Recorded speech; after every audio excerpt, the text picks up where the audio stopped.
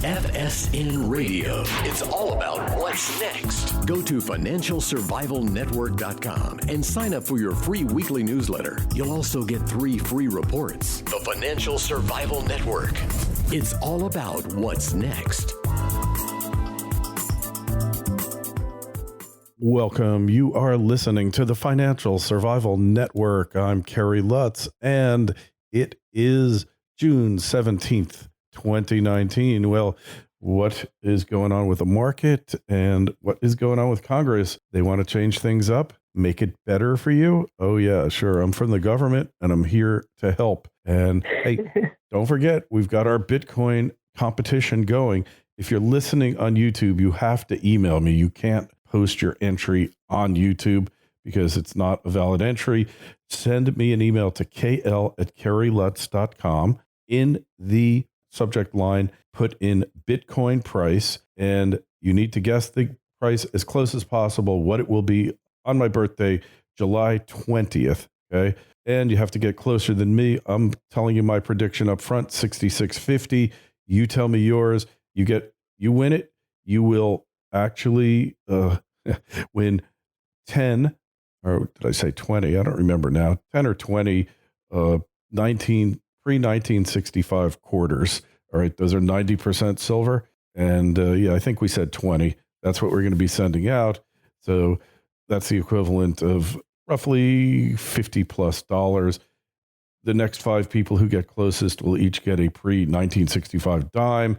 So again, the email address, and the only way you can enter, email me, subject line, Bitcoin price, and then give me your info, what you're predicting, and we'll see who wins. All right. So, hey, right now, I don't know if you're going to be a winner or loser, but anytime Congress tries to mess around with a program that has been successful and has enabled millions of people to help improve their retirement, I'm talking about IRAs and 401ks. Anytime they're going to mess with that, you better be ready. Hey, Crista Huff is with us now. And Crista, so hey, we better start with this first. What do these geniuses who never worked a day in their lives, never had to make a payroll, and are basically oblivious to reality? I'm talking about Congress critters out there. What are they trying to pull on us now? They are tweaking rules for individual retirement accounts. Mostly the rules will help people, but not every rule. So the key points that I'm reading, so the House passed a bill that's called the Secure Act. And of course, the word secure stands for something longer, which is setting every community up for Retirement Enhancement Act of 2019. So first, they are proposing to remove age limits for workers' contributions to traditional IRAs. So right now, I think that the age limit is 70. So if a person continues working past 70, they cannot continue contributing to their traditional IRA. And you're probably thinking, well, who works past 70? Well, actually, lots and lots of baby boomers are apparently working that age, and even Warren Buffett and Charlie Munger are working past age 70. So it'll help people continue to save more money. In addition, they are considering increasing the starting age for required minimum distributions from 70.5 to 72. So that means if you don't want to take money out of your IRA, you can postpone it for a year and a half past the current age requirement. Mm-hmm. And then the other change is a little bit interesting. Right now, when someone dies, money can go to their heirs and it can stay in an IRA somewhat indefinitely. But they want to change it so if there is a non-spouse heir, they can only keep it in the IRA for 10 years. So a non-spouse heir would be like if you and I were a couple, but we were not actually married and I left all of my IRA to you, you would have to take it out after 10 years under these new proposed rules. So for some people, that'll be annoying. And those are the major changes that are being proposed. And then the U.S. Senate is coming up with their own potential legislation regarding IRAs. And if they pass the bill in the Senate, then what would typically happen is there would be a committee that would form to analyze the House bill, the Senate bill, find a way to combine them that's acceptable to everybody. And then if it's acceptable, then it ostensibly would pass and go to the president's desk where he would either approve it or not approve it. So all in all, these changes are generally good for most people, but not for absolutely everybody. Yeah, if you've got a rich parent or whatever, they leave you their IRA, and then you're going to have to start taking distributions at some point. It's going to be taxable. Obviously, that only applies to a regular traditional IRA, not a Roth IRA, right? Right. This is all about traditional IRAs. And then from a stock market perspective, since my job has more to do with analyzing stocks and creating stock portfolios, my job is to say, okay, which companies could benefit from this proposed legislation? And the answer to that is companies that manage retirement assets. They create mutual funds. They handle 401ks, et cetera, because the more money that's in those accounts, the more fee income those companies earn. So Voya Financial is the company that I have been recommending in general in the asset management space because they are just, as far as I'm concerned, the most successful and the most undervalued of all of their peers. How do you spell the name of that company again? Voya, Voya. Voya. Interesting. So Right. Obviously Wall Street is pushing this, right? I mean, it's to Wall Street's advantage. This didn't just come out of thin air. They don't just do things because it's going to help you, right? So this is good for the banks. I don't have any history on where this came from. But yes, this would help Wall Street. It would help asset managers. It would help Americans. So the person who came up with it could have been someone from Wall Street, but could have been someone who was just very concerned about people saving money for retirement and wanting to tweak IRAs so that people could save more and save for longer. So I don't really know the motivation, but all in all, I think it's good potential legislation, and we'll see if Congress finds a way to screw it up. Yeah, well, it's going to cost the government money in the form of decreased tax collections, at least initially, right? Later on, because of those big IRAs, it might very well bring in more money. But for now, it's going to cut it down because it's going to put off the time where you have to take taxable distributions for 2 years or a year and a half, right? Right. So if this legislation gets closer to being voted on in a more finalized way, you can expect opposition from Democrats because Democrats essentially want to grab as much tax money from the citizens as they can currently. They don't want to postpone collecting taxes, but they can't say, we want your money. So they're going to phrase it as an us against them kind of rich versus poor thing, even though literally, I would say like 80% of American workers have some form of retirement account. I'm just grabbing that number out of the thin air. Granted, people who are super low level, like they're working part-time at Target, they might not have any kind of retirement plan, but most workers have retirement plans. So this isn't really rich against poor.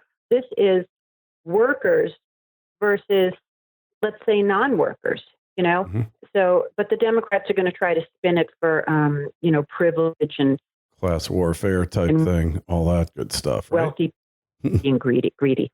Yeah, it's going to help the rich. And really, it doesn't really do that. It's more the middle that it's aimed at, it seems, at least, looking at it here. So, right, absolutely. All right. So, hey, what else is going on here in the market that we need to become aware of or more aware of?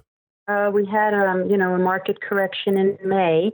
And every time there's a correction, people head for the hills. And of course, they're spurred on by news headlines that try to take every single possible piece of news and statistic and turn it into something scary. But basically, the stock market rose 25% from Christmas Eve to approximately May 1st. 25% is an astonishing up move. If you get 25% growth on your assets, on your stock assets over a 2 to 3 year period, you're doing very well. And here it happened in just over 4 months. So the market was overdue to pull back, very similar to if somebody ate way too much food on Thanksgiving and then they go sit on the couch and fall asleep. They need to digest what they just ate, and the stock market needs to digest the big up move that it just made. So the pullback in May was normal. I would say it was a bit overdue. And not only did it happen, but now we're recovering from it. So if people, I know that people get really scared about the stock market, but the fluctuations are all perfectly normal. And as long as the economy is doing well, that translates into companies doing well, which translates into, therefore, their stocks should, in general, be doing well. Although we know over the short term, stocks can do literally anything. But if people are wondering, should I have confidence in my equity investments? The answer is, as long as the economy is doing fairly well, yes, your stocks, hold on to them, add to them. You think, huh? All right. So what about looking ahead? We're getting into election madness season.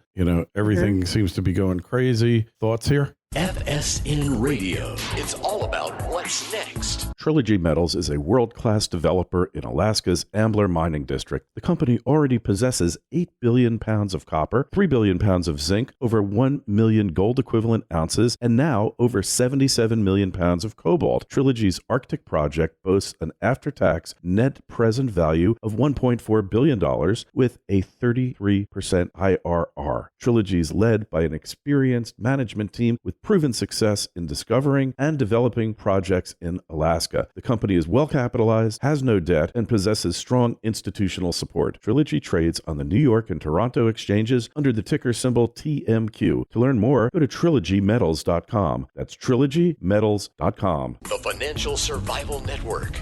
It's all about what's next.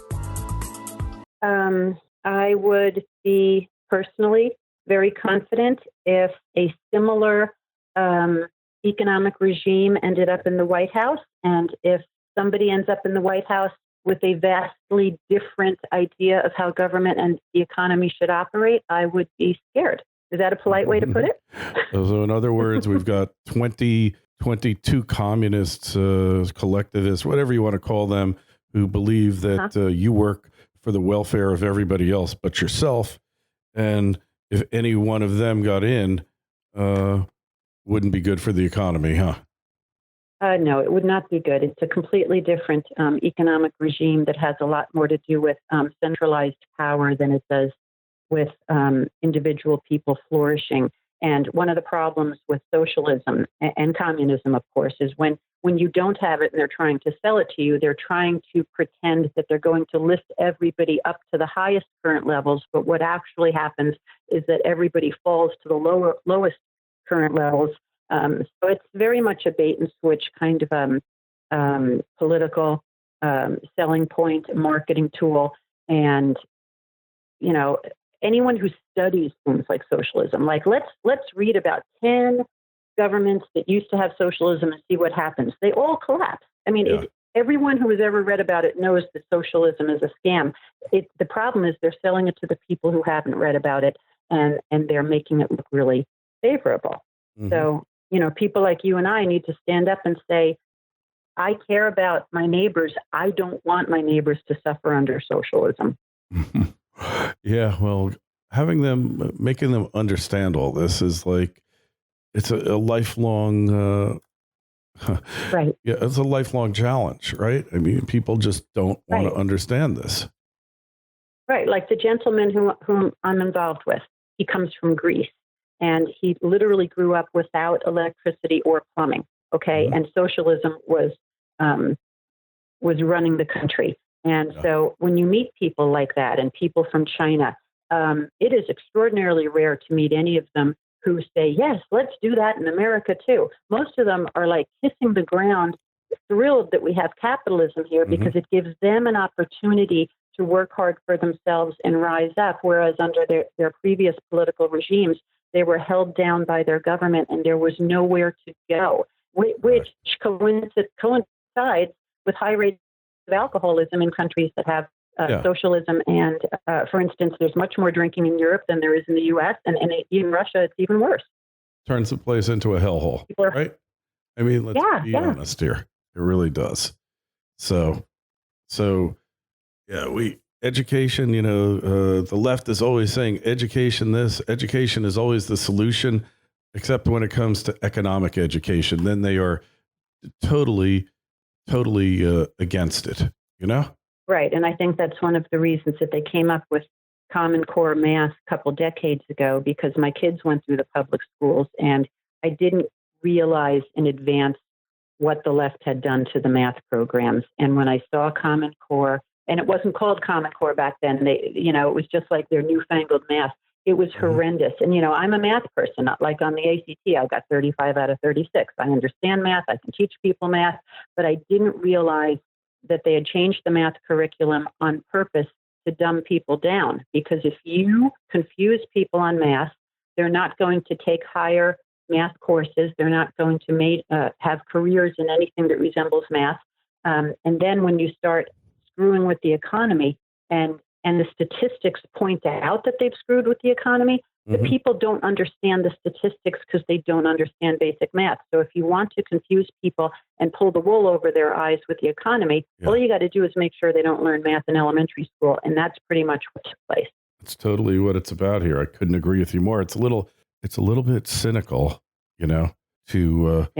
to think that, but it's a deliberate, what you're describing here, Crista, is deliberate dumbing down of the population. Right. I believe that's exactly what happened. And Carrie, I realize it does sound cynical. I have been a political activist for quite a while now. I started locally, with outrage over things like math. We changed the school board and they changed the curriculum, but it was after my kids had already gone through the elementary school, and I'm just smacking my head like, Crista, why didn't you see this coming a mile away? But, on the bright side now, when I have grandchildren, I'm going to do everything in my power not to have them go through public schools. And if their parents send them there anyway, I'm going to pull the kids aside and teach them real math. But then I took that political activism, and then I went to a state level, and then I went to a national level. And I think I might have chatted with you a few years ago about the Trans-Pacific Partnership Trade Agreement. Correct. I was instrumental in defeating that. Yeah, and the that good old TPP. trade agreement gave away, the TPP, it gave away U.S. sovereignty. And it was going to pass because nobody knew it was in it because it was 5,500 pages long. And I visited 85 congressional offices and I said, look what's in here. I printed it out. I mean, it wasn't hard to read once someone handed you the exact page. It gave away U.S. sovereignty, which means a global commission was going to outrank Congress. Yeah. So Trump, when I sound cynical, I have a reason to sound cynical. Yeah, well, that's what they wanted to do. And Trump bumped that off. Literally. Yes, he did. His first week in office, he extricated the U.S. from that trade agreement. God bless him. And of course, the media spun it around as Trump being like, anti other countries or pro-U.S. at the expense of other countries. Well, first of all, you're supposed to be pro-U.S. It's like you and I, our first obligation is to our families. Then our next obligation is to our immediate surroundings, like our coworkers, our neighbors. But then on a bigger scale, it's to America, not to Europe, not to Vietnam, right? So Correct. It's the same thing with the president. The president is supposed to care more about the U.S. than he does about other countries. And he's supposed to protect us from enemies within and enemies without. And clearly this was a way to just totally marginalize the United States and really just take control of the U.S. economy. So I guess we should be happy about this, huh? That he killed it off. You know what? I'm happy with what the president is doing because he seems to care very, very much about the American people. And I've never, I'm an older person. I have never had the impression that we had a president who was really looking out for American people more than he might have been looking out for, let's say, personal self-interest, corporations, globalism, et cetera. It's interesting that I read an article, I think by Don Serber, where he said that Trump really reminds him of Eisenhower because they both came from without the system. They both were enormously successful at their prior calling. And, Eisenhower basically wasn't beholden to anyone because he was so successful that there was nothing they could do to force him to toe the line. And he was the one that warned us about the military-industrial complex too, right?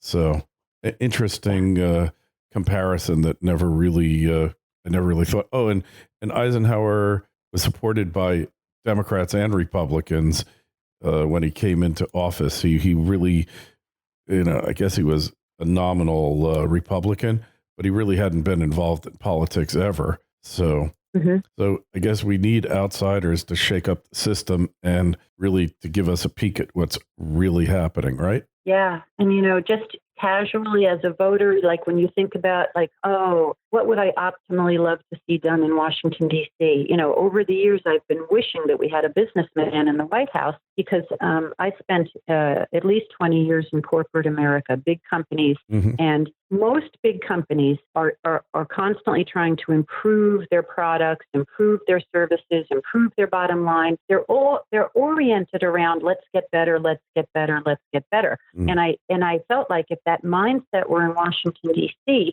we could start solving problems like income tax rates and the Social Security deficit and the drug problems in America and the immigration problems. And sure enough, we got a businessman in the White House, and he's attacking everything like, okay, how can we fix this? Too many regulations. Let's get rid of 2 regulations for every one that we pass. It's a very constructive mindset. It's something that I have always admired in anybody. I love people who solve problems. Because what's the alternative? Sitting around and complaining, right? So I love what President Trump is doing. Yep. In a lot of respects, I do too. And they're just, these politicians are just so self-invested, self-obsessed. They don't care anything about the country, about you, about your kids.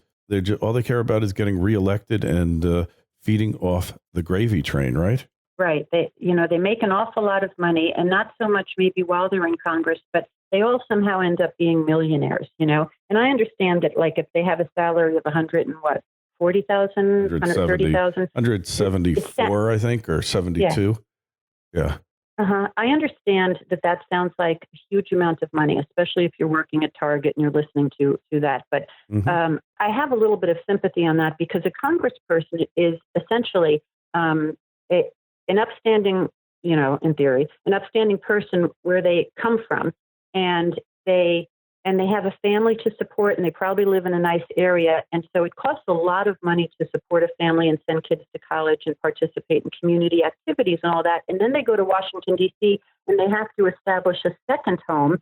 Even if it's just an apartment, it might cost them $3,000 a month, for rent, plus everything else. So I can see where the $170,000 salary can get eaten up in a heartbeat with a family and 2 homes. Especially if you come from New York City, where 170,000 makes you middle class.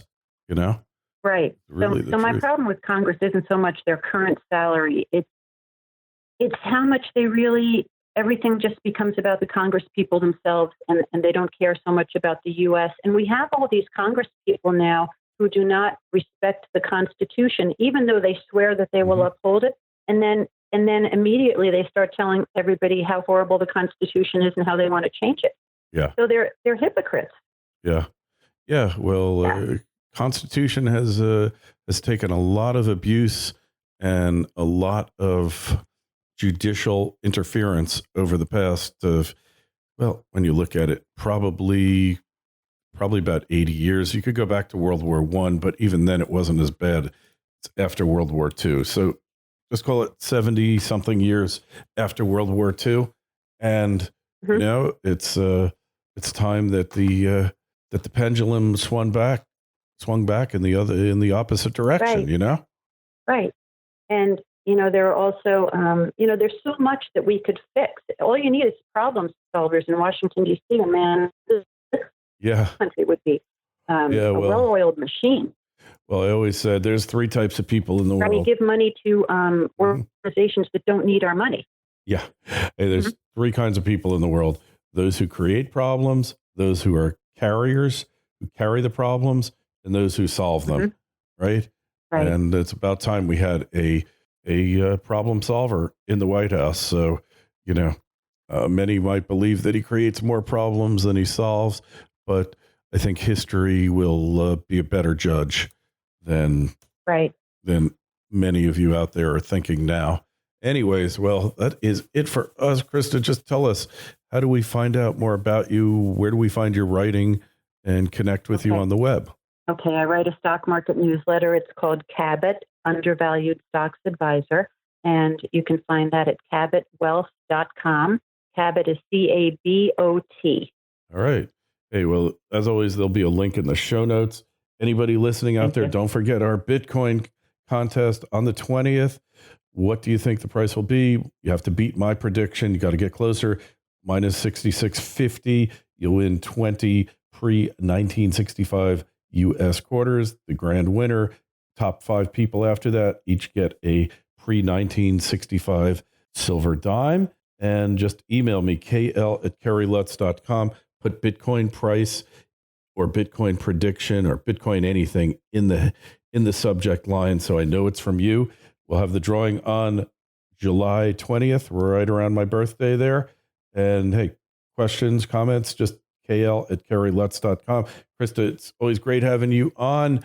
It's a pleasure. Thanks, Kerry. And Bitcoin, people out there who are listening on YouTube, please, you have to email. You can't post it in the comments in Bitcoin. That's not a valid entry. Crista, thank you so much. Thanks for shedding some light on something that nobody else has been talking about yet. We really appreciate it. And we will talk to you again real soon. Excellent. Bye-bye.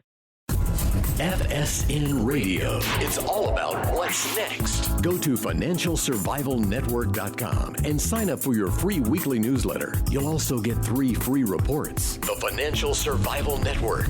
It's all about what's next.